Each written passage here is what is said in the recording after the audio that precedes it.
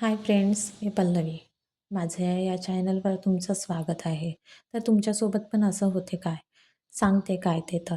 रेयांशला इथे व्हॅनपर्यंत सोडायसाठी आलं होतं. यशवी जेवण करता करता दादाला सोडासाठी आली होती. नंतर घरी आल्यानंतर पटापटा कामं आवरून घेतले.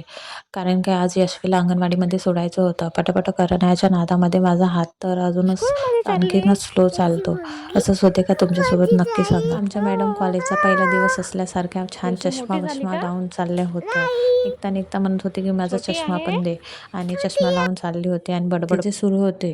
अंगणवाडीमध्ये आल्यानंतर थोडी नर्वस होती. नंतर मुलांसोबत छान खेळू लागली. बाहेर निघाल्यानंतर तिला व्यायाम करण्याच्या मशिनी दिसल्या, तर तिथे ती झुलासाठी चल म्हणत होती. तिथे थोडा वेळ झुलल्यानंतर घरी आलो आणि घरी आल्यानंतर लगेच झोपून गेली. रात्री मूग आणि मोठ पिलू टाकलेत, त्याला छान कोंब आले होते. मला आठवणच नव्हती बांधून ठेवायचे. नंतर ते बांधून ठेवले. यशवीला म्हटलं स्वेटर घाल, तर ती काही स्वेटर घालत नव्हती. नंतर यशवीसाठी आणि रेयांसाठी इथं आलूचा पराठा बनवून घेतला. आलूचा पराठा रेयांश आणि यशवीने खाऊन घेतला. नंतर इकडे झोपता वेळेस यशवीचा गाण्याचा प्रोग्राम सुरू झाला.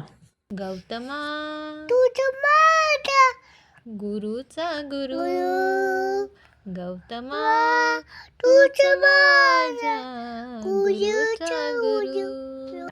आमच्या सिंगरला सर्दी खोकला असल्यामुळे आवाज व्यवस्थित नाही आहे. असाच संपला आमच्या सिंगरसोबत दिवस. हा व्लॉग आवडल्यास लाईक शेअर सबस्क्राईब करा. बाय.